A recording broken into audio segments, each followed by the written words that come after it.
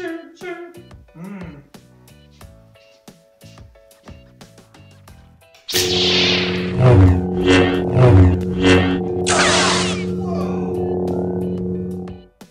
have a link to the Saber FX app in the comments, which is $4.99 in the US App Store, or you can buy it as a bundle with the Gun FX app and save yourself $2.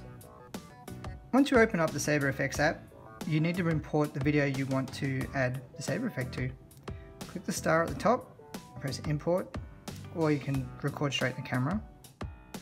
Once you've brought in your movie, you'll see up here the types of lightsabers you can have.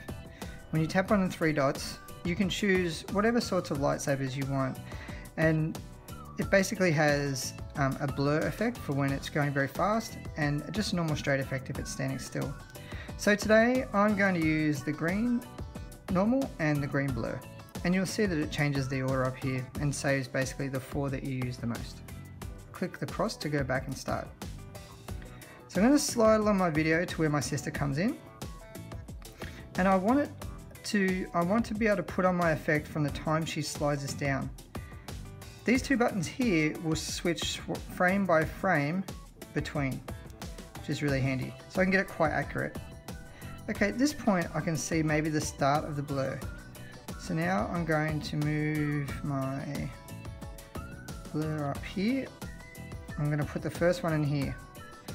Now for every frame I have to do this, so I'm going to click the plus, and the plus adds the lightsaber on, and then click to the next frame, and then I'm going to make this a bit wider, click the plus, and then move to the next frame. And so you can see how this can take a very long time because you have to do it frame by frame. Click the frame, go to the next frame, and now this has changed to more of a straight blade. I like to shorten this down and then adjust it a bit with my hand because it makes it a bit wider. So this is just the length of the lightsaber. And then I'm going to go here and I'm going to press plus again to add on the frame. And so I literally have to do this for every single frame of the movie. So click plus, go to the next frame, move it up, plus, next frame, plus, next frame, plus, next frame.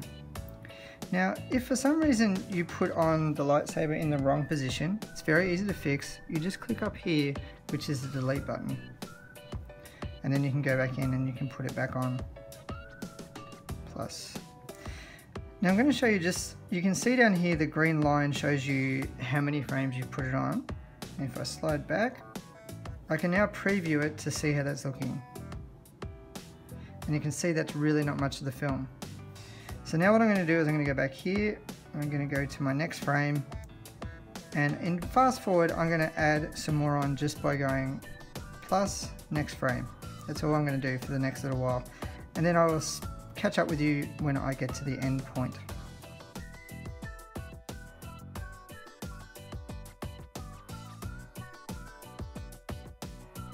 So at this point I've done almost all of the scene, or as much as I need to do anyway.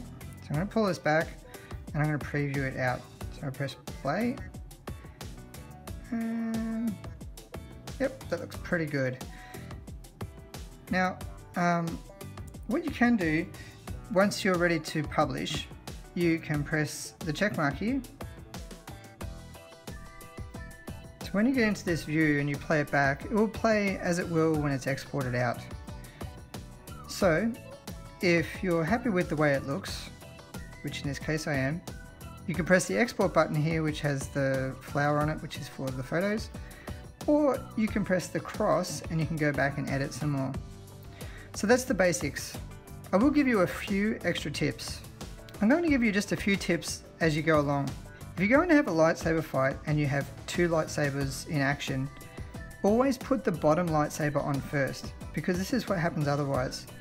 This lightsaber is on top, and if I put it on first, and then I go and put on a red lightsaber, for instance, for my red lightsaber, what will happen is, even though it looks like it's underneath, when I press the plus button, it will go on top and it's going to look wrong.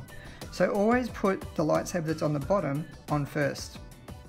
Also, as you can imagine, making sure that your characters, if they can hold the lightsaber still as long as possible, that helps a lot, because adding the lightsaber to a still lightsaber is much easier than having to move it all the time.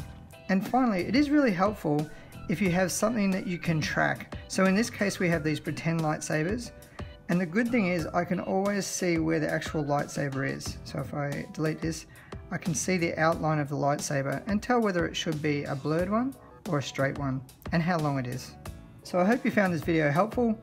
If you did, give it a like, and perhaps check out one of my other videos. Have a great day.